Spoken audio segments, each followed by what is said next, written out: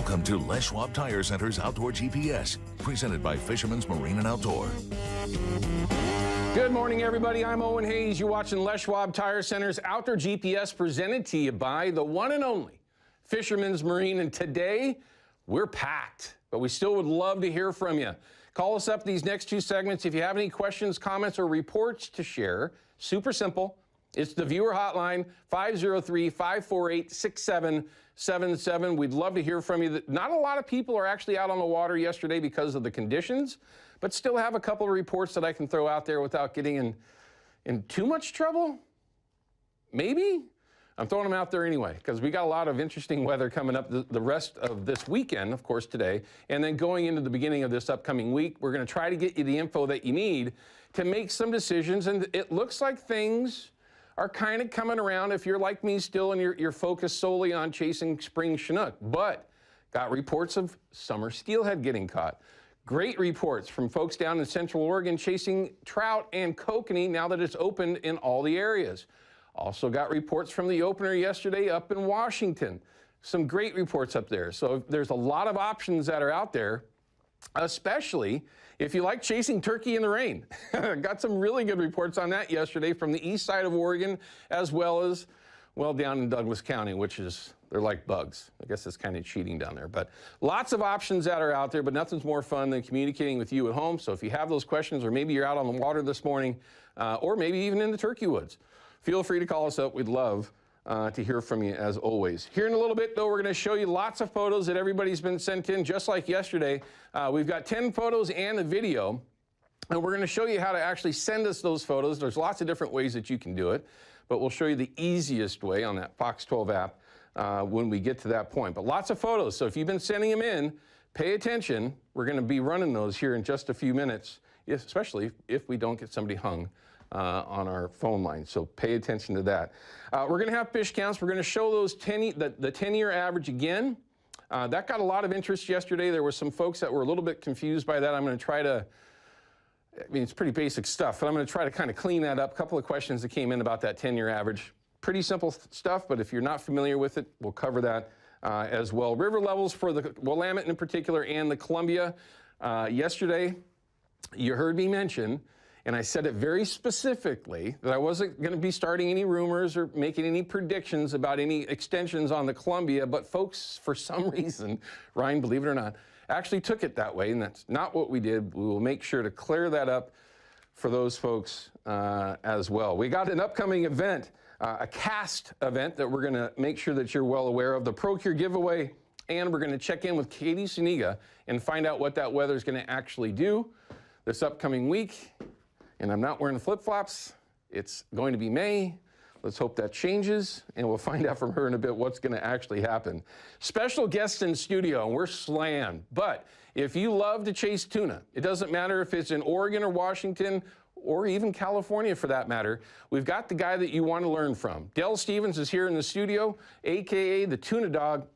Writes books, travels all over to do seminars and share his info to help others be more successful chasing one of the most delicious species of fish there is, unquestionably, and one of the most fun to go after as long as you have the knowledge, the understanding, and the boat to get you there and back.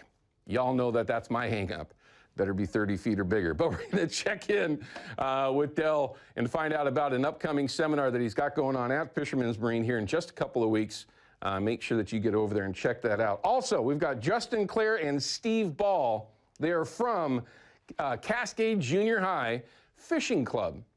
This is a perfect opportunity to make sure that you're all well aware of how important it is to get the young people involved in the outdoors. Now, I say this all the time.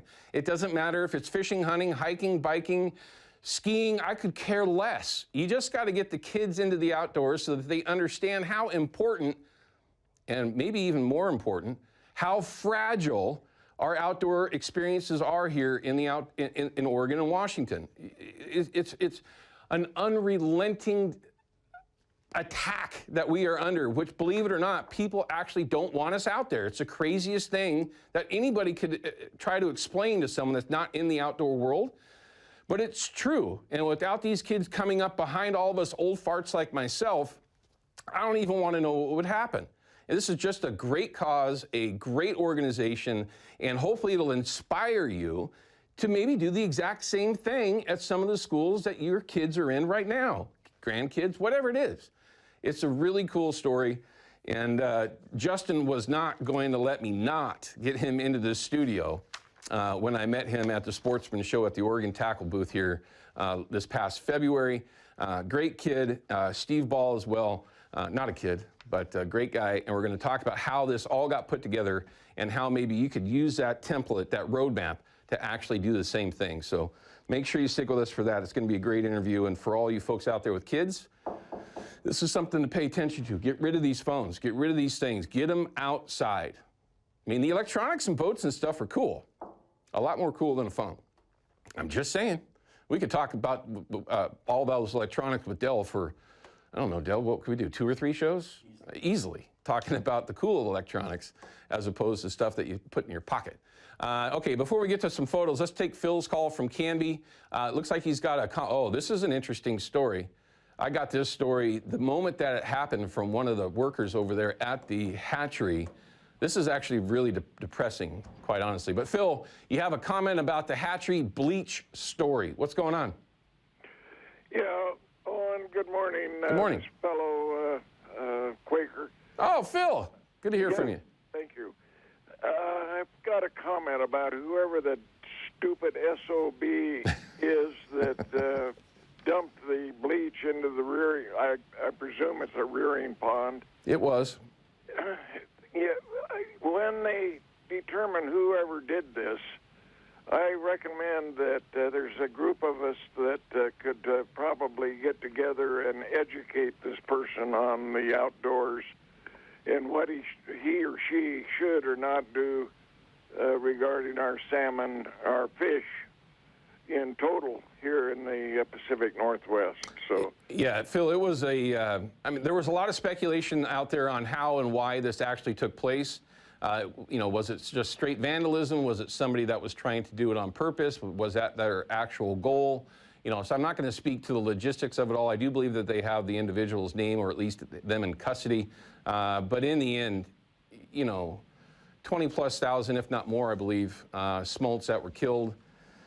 We need every single one of them. And going right back to what I was just saying, we are under attack in so many different ways when you're talking about the outdoors here, not just fishing, not just hunting, but when you have groups out there that are literally trying to eliminate our hatcheries. They're trying to take away opportunities for all of us here in the Northwest, which, quite honestly, that's our heritage here, right? This is what the Northwest is all about, a salmon and steelhead. You can argue this 100 different ways, but it always falls down to that.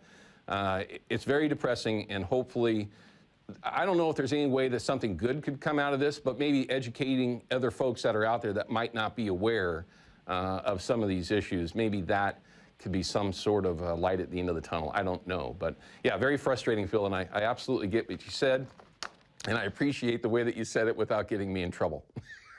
Phil, take care. Go Quakers, okay? All right, let's go ahead and show some photos that everybody's been sending in. We're also going to show you the easiest way to send those over. It's super, super simple. But here's some great photos. We were just talking about bass fishing with Steve Ball and Justin Clare. They love to chase these things. And you can see there's a largemouth and a smallmouth. You can do that on the Willamette if you wanted to, everyone. All you got to do is just know where those largemouth are. They're the hard ones. There's a Chinook for you. Birthday Springer. This is from Brad. That's the Columbia as well. Looks like they're on anchor, probably fishing Brad's killer fish, or maybe some maglips. Having some success out there. We're going to see a lot of these, everyone. Dad's first salmon. This is from Bryce. Well, if that's your first salmon, that's bigger than any of the ones that I've caught this year. Everything I've caught this year has been under 10 pounds, it seems like. It's nice to see one a little bit larger. And here's a nice double, looks like. Greg's back on the water. This is from Carol. Greg, I'm glad you're back out on the water and you're holding a couple of nice fish. Geez, dandies. I might be doing that today if the weather permits. Here's a good one. Josiah's first fish. Looks like he got a couple of nice trout.